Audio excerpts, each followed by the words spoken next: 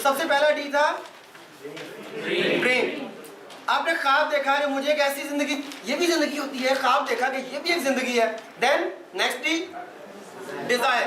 آپ کے اندر ایک شدید خواہش پیدا ہوئی کہ یہ خواب والی زندگی میں نے جینی ہے. Then you made a decision. تب آپ نے ایک فیصلہ کیا کہ جو بھی ہو جائے, اس کی جو بھی قیمت ہو, مجھے ہر حال میں یہ منزل حاصل کرنی ہے, مجھے ہر حال میں اس مقصد کو پانا ہے. You made a decision. Third is decision. آج جو آپ زندگی گزار رہے ہیں یہ آپ کے کل کے ڈیسیژنز کا نتیجہ تھا. جو آپ نے کل فیصلے کیے آج اس کی زندگی ہے نا یہ. تو آنے والے دنوں میں آپ جو زندگی گزاریں گے وہ آج کے ڈیسیژنز ہوں گے. تو جو بھی زندگی آپ گزارتے ہیں وہ آپ کے اپنے ڈیسیژنز, آپ کی اپنی چوائسز کا مجموعہ ہوتا ہے. تو پھر ڈیسیژن میکنگ, ڈیسیژن کر کے ڈٹے رہنا, اس پر ثابت قدم رہنا, یہ امپورٹنٹ ہے یا نہیں؟ امپورٹنٹ ہے. کتنا؟ بہت. راستے میں مشکلات بھی آتی ہیں. ایسے ایک ڈیسیژن کاسیس کلے نے کیا. نام تھا کاسیس کلے, ہیوی ویٹ باکسنگ کا وہ کھلاڑی تھا, چیمپئن نہیں تھا ابھی. اس نے اسلام قبول کرنے کا فیصلہ کیا. نام رکھا گیا محمد علی. دنیا اسے محمد علی کلے کے نام سے جانتی ہے. آپ بھی جانتے ہیں. اچھا, ایک یہ کالا, بلیک. اس وقت کالوں کو گوروں کے برابر حقوق حاصل نہیں تھے. ایک کالا اور دوپر سے باکسر اور تیسرے سے مسلمان, یعنی مسلمان دہشت گرد. یہی ہوا نا. اب انہوں نے اس کے اوپر بہت دباؤ, مطلب سب امریکنز نے اس کے اوپر بہت دباؤ ڈالا کہ تم اپنا اسلام قبول کرنے کا فیصلہ واپس لو. اس نے کہا نہیں, ڈیسیژن کر لیا نا میں نے, اب اس ڈیسیژن پر ڈٹ جانا ہے. بہت دباؤ ڈالا, یہ نہیں مانا. انہی دنوں میں ویتنام میں جنگ ہو رہی تھی. تو امریکہ کے جتنے کھلاڑی تھے وہ سب جنگ میں جبری بھرتی کے قانون سے استثناء انہیں حاصل تھا کہ انہیں جانے کی ضرورت نہیں تھی.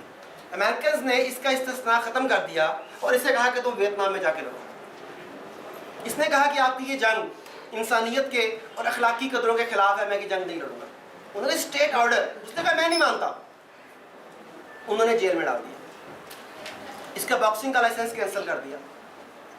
اب ایک آدمی کو آتا ہی کچھ اس کام کے علاوہ نہیں, مطلب مجھے صرف بولنا آتا ہے. اگر مجھے بولنے پہ پابندی لگ جائے, جیسے کہ کئی اداروں میں لگ چکی ہے, تو اگر وہ لگ جائے تو پھر میرے لیے تو بڑے پرابلم ہو جائیں گے نا کہ میں نے ارننگ کیسے کرنی ہے, لائف کیسے گزارنی ہے. اسے بھی ایک ہی کام آتا ہے, باکسنگ. باکسنگ کرنے پہ, باکسنگ لڑنے پہ, باکسنگ سکھانے پہ پابندی, اور اوپر سے جیل میں ڈال دیا. پھر دباؤ ڈالا جا رہا ہے کہ تم اسلام قبول کرنے کا فیصلہ واپس لے لو.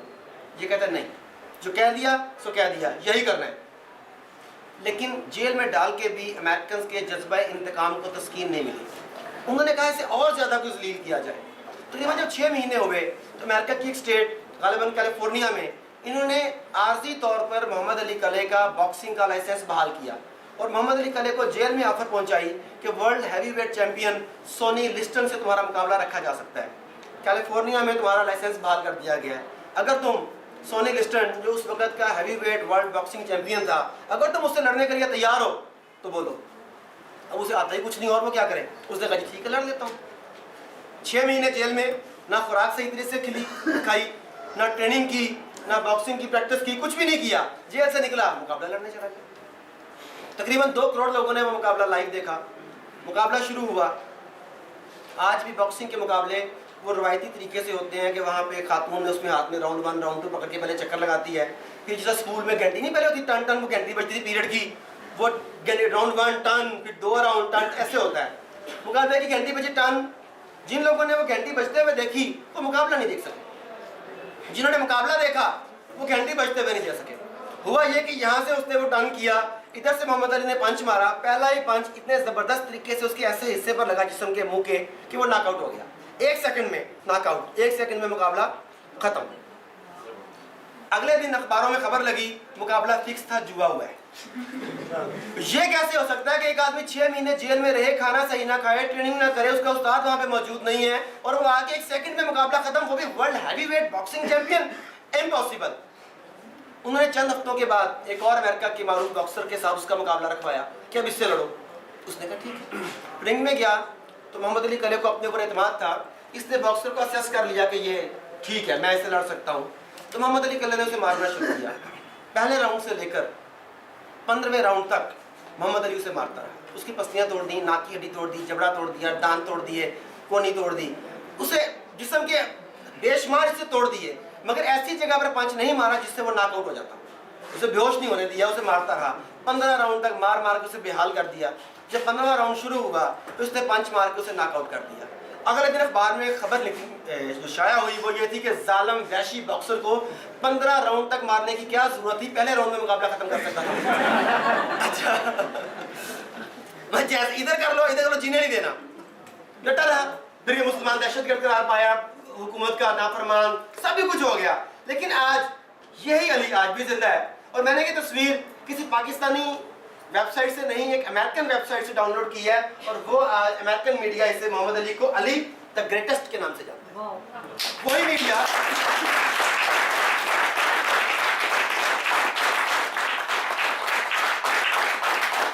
मीडिया जो इससे गद्दार, बागी, दहशतगर्द और पता नहीं क्या क्या कहता था, आज वही मीडिया इसे द ग्रेट बल्कि द ग्रेटेस्ट कहता है। यही कह रहा है ना। अब देख लेगा, इससे पहले हमने एग्जांपल्स ली। अलेक्जेंडर, अगर उसने फैसला किया, डटा रहा, तो तारीख उसे अलेक्जेंडर द ग्रेट के नाम से जानती है। जिन्ना की मिसाल दी तो जिन्ना को अब कायद कहते हैं कि कायद आजम कहते हैं, कायद द ग्रेट। मोहम्मद अली की बात करते हैं तो तारीख आज उसे किस नाम से याद करती है? अली द ग्रेटेस्ट के नाम से। ये वो लोग हैं जिनके नाम के साथ ग्रेट लगता है, जो अपने फैसले करके उन पर डटे रहते हैं। लेकिन तालियां बजाने से मजा नहीं आएगा। मजा तो तब है कि आप बताएं कि आप में से वो कौन लोग हैं कुछ अरसे के बाद जिनके नाम के साथ द ग्रेट लगने वाला है। खुद ही लगा लेंगे। ये तो तब, अच्छा आप लगाएंगे कि लोग लगाएंगे? कब लगाएंगे? कितना टाइम चाहिए? ये कह रहे हैं कि लोग आपका, मतलब मैं किसी सेमिनार में खड़ा होके, मजा तब है कि आप में से किसी आदमी की तस्वीर लगी हो और मैं कहूँ कि ये आदमी पहले यूं था और आज इसे हम लोग इस नाम से जानते हैं, इसके नाम के साथ द ग्रेट लगता है, तब मजा आएगा ना। तो वो वक्त कितने अरसे बाद आएगा कि आप लोग द ग्रेट कहलाने के काबिल हो जाए? 1 साल, 6 मंथ। चले जी, मैं भी इधर और आप भी इधर, ठीक है ना। तो ये ग्रेट लोग मुझे जरूर मिलेंगे, राइट। लेकिन ये देख लें कि तमाम ग्रेट लोग वो थे जो हर तरह के हालात में अपने फैसले पर डटे रहे। आपने भी फैसला किया कि मैंने जिंदगी बदलनी है और इस जिंदगी को इस तरीके से बदलना है, डिसाइड किया। फिर लोगों ने डराया आपको, पागल हो गए और लूट के खा जाएंगे, फ्रॉड हो जाएगा। पाकिस्तान में ये कैसे मुमकिन है? जो मैं नहीं बोलता घर से निकल जाओ, माँ बाप ने कहा मुझे शक्ल ना दिखाना आइंदा से। ऐसी बातें भी लोगों के साथ हुई, अभी भी हो रही हैं। फिर भी ये बात नहीं आते, शर्म करें। अच्छा देखिए, इसे इसके मुताबिक थ्रेट्स दिए गए, मारा पीटा गया, जो भी किया इसके मुताबिक किया गया ना। हर एक को इन मसाइल का, इन चैलेंजेस का सामना करना पड़ता है। तो हिस्ट्री सिर्फ उन लोगों के साथ ग्रेट का लफ्ज लगाती है जो इन मुश्किलात के सामने डट कर खड़े हो जाते हैं। ना किसी लालच में आते हैं, ना किसी थ्रेट में आते हैं। वो कहते हैं कि मैंने जो मंजिल सोची उसे मैंने हर हाल में पाना है। और जब आप ये सोच लेंगे कि जो मैंने सोचा है उसे पाना है, तो रास्ते की मुश्किलात आपके लिए मामूली पत्थर बन जाएंगे, बड़ी बड़ी पहाड़ नहीं रह जाएंगे। और फिर तारीख आपको कहेगी द ग्रेट।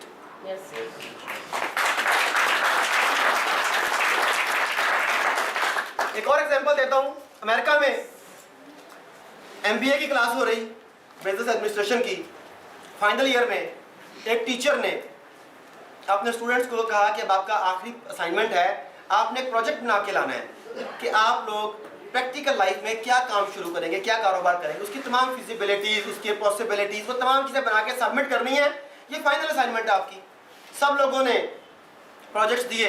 तो एक शाइनिंग स्टूडेंट, उसका प्रोजेक्ट ये था कि मैं अपनी प्राइवेट कोरियर कंपनी बनाऊंगा जो गवर्नमेंट की निस्बत कम से कम 20 गुना ज़्यादा चार्ज करेगी। यानी गवर्नमेंट जिस डाक को पहुंचाने का 1 रुपया लेती है, मैं उसके 20 रुपये लूँगा और लोग गवर्नमेंट से ज़्यादा मुझ पर ट्रस्ट करेंगे। उसका ख्वाब था, ड्रीम था, उसने वो ड्रीम को कागज़ की शक्ल दे दी। टीचर ने उसे बुला लिया। टीचर ने कहा कि तुम सारे साल जितने भी थे यहाँ पर बड़े शाइनिंग स्टूडेंट रहे हो, समझदार आदमी हो, तुमने आखिर में एक इंतहाई बेवकूफ़ाना फैसला किया है। मैं मजबूर हूँ तुम्हें F ग्रेड देने पर, तुम्हें फेल करने पर कि तुम्हारा प्रोजेक्ट प्रैक्टिकल नहीं है। हमें लोगों को प्रैक्टिकल लाइफ सिखानी है। तो ये मुमकिन नहीं है कि कोई एक शख्स फर्दे वाहिद गवर्नमेंट के मसाइल का मुकाबला करे और फिर लोग गवर्नमेंट के बजाय एक आदमी पर यकीन करें। फिर एक चीज़ बाजार में 1 रुपये की अवेलेबल है तो लोग उसे 20 रुपये की तुमसे क्यों लें? इम्पॉसिबल, तुम्हें फेल करती हूँ। फिर टीचर को तरस आ गया। टीचर ने कहा कि मैं तुम्हारा साल ज़ाया नहीं करना चाहती, मैं तुम्हें 1 हफ्ता देती हूँ, तुम ये प्रोजेक्ट वापस ले जाओ अपना और एक नया प्रोजेक्ट बना के लाओ जो प्रैक्टिकल हो। तो 1 हफ्ते के बाद वो दोबारा सबमिट कर देना, तो वो प्रोजेक्ट ठीक हुआ तो मैं तुम्हें पास कर दूँ। उस आदमी ने कहा कि आप पेपर जो था ना, उसने वापस उसके टेबल पे रखा। कहता मैडम आप अपना ग्रेड अपने पास रखें, मैं अपना ख्वाब अपने पास रखता हूँ।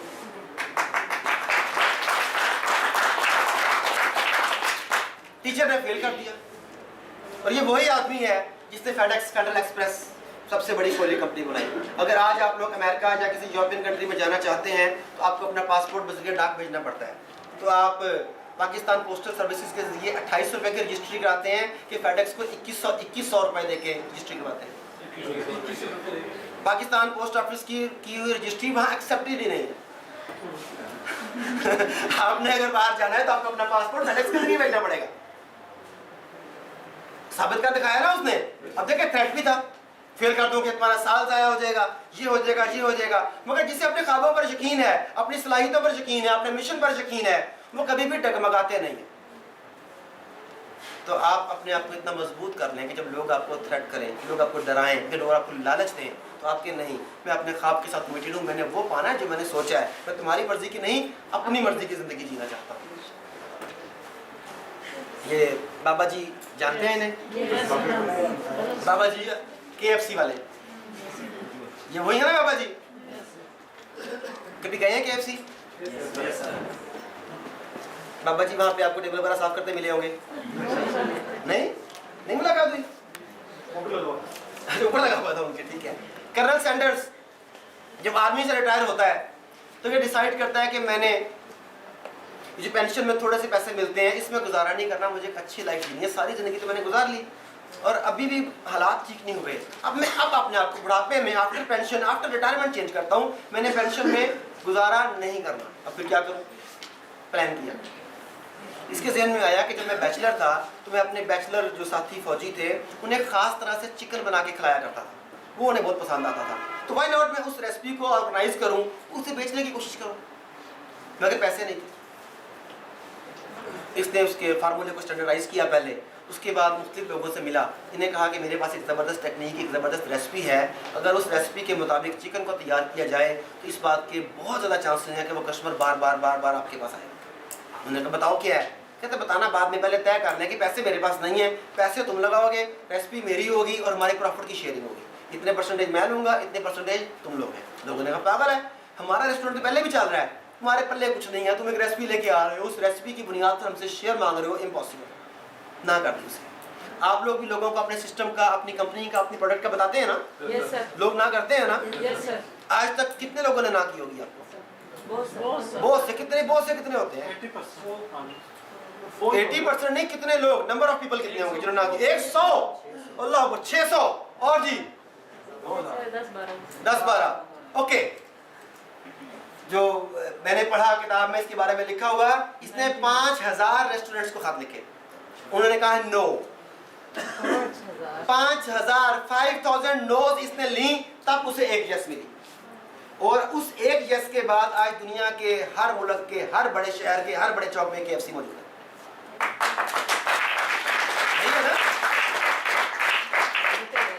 तो इसकी यस आई थी 5000 नोज के बाद। तो आप 10 नो के बाद, 100 नो के बाद, 500 नो के बाद, और आपको इन 500 नो में कई लोगों ने यस भी की होगी। इसे तो 5000 straight no no no no, लेकिन डटा रहा। तो डटा रहेगा फिर इनाम किसे मिलेगा? डटे रहने वाले को मिलता है ना। तो आप डटे रहेंगे तो फिर इनाम आपको ही मिलेगा। एक डिसीजन किया महमूद गजनवी ने, जानते हैं ये बाबा जी कौन है? कौन से हैं? बाबा जी सोमनाथ वाले, सोमनाथ के मदरसे मशहूर है ना। कितने हमले किए थे? 17 मैं पढ़ रहा इसके बारे में, तो बड़ा मजेदार वाकया लिखा हुआ। वो कहते हैं कि जिस तरह मुख्तलिफ बादशाह, बड़े बड़े रूलर्स, उनके कोई लोग बाबा जी होते हैं, उनके पास जाके खिदमत करते हैं, दुआएं लेते हैं, इसके भी बाबा जी थे। इसका ख्वाब था कि मैंने इंडिया को फतह करना है और वहाँ पे इस्लाम का झंडा लहराना है। That was a dream.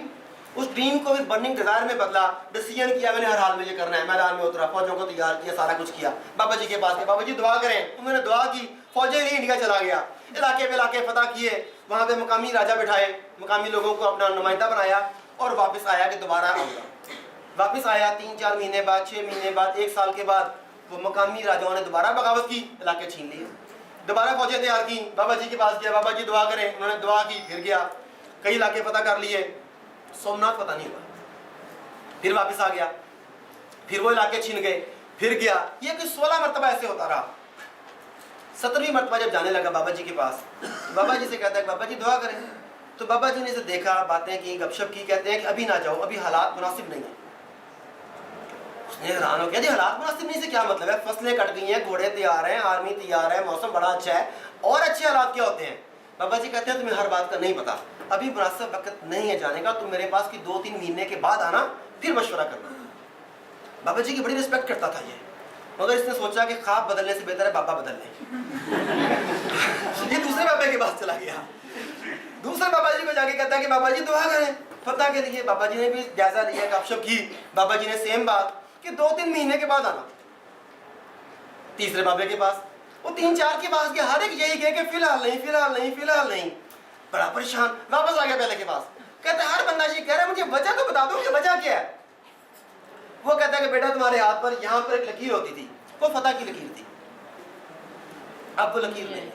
16 مرتبہ وہ لکیر نہیں تھی, سوری تھی, اب نہیں ہے. اور ہاتھوں کی لکیریں 90 دن کے بعد بدل جاتی ہیں.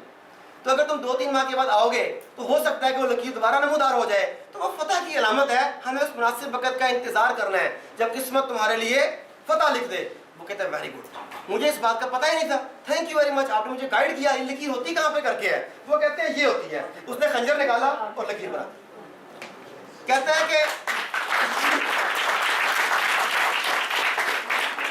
جو لکیر ہاتھوں میں خود نمودار ہوتی ہیں, آپ خود کہتے ہیں کہ وہ 90 دن کے بعد بدل جاتی ہیں.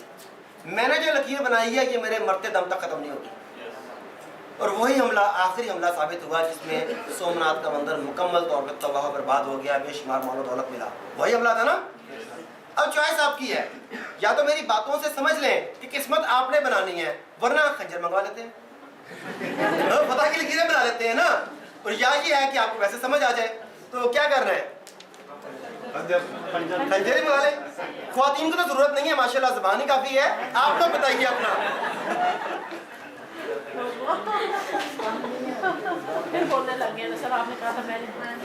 اچھا جی, جو میں نے کہا وہ میں نے ان کے کہنے پہ الفاظ واپس لیے. ایسے ہوا کہ ایک جج صاحب تھے عدالت میں, میڈم آپ کے لیے, وہ جج صاحب عدالت میں, وہ نہیں ایک اور خاتون کے لیے جو باہر بیٹھی ہیں ان کے لیے.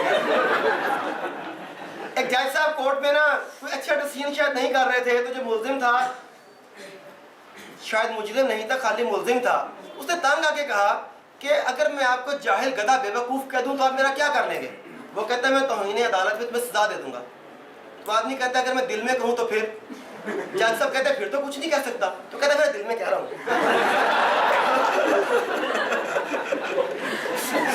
تو میں نے الفاظ واپس لیے, باقی آپ سمجھتے ہیں.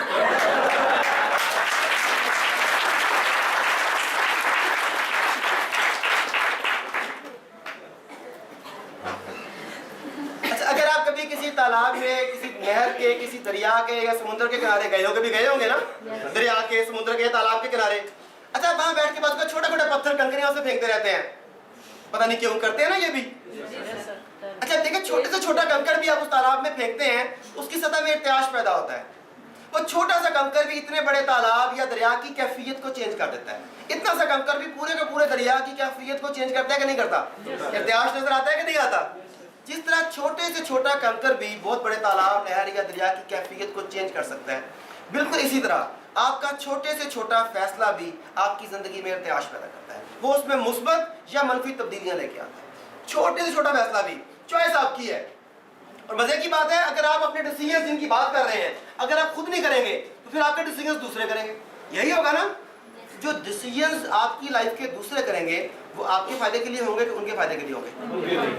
تو پھر اپنے فائدے خود کرنے, اپنے فیصلے خود کرنے چاہیے یا دوسروں پر چھوڑنے چاہیے؟ خود کرنے چاہیے. اور اگر آپ فیصلہ نہ کر سکے تو کیا ہوتا ہے؟ اگر آپ فیصلہ نہ کر سکے تو کیا ہوتا ہے؟ اس کی مثال مغلیہ سلطنت کے آخری بزدل کا محمد بادشاہ بہادر شاہ ظفر, جس کی قوت فیصلہ اللہ حافظ.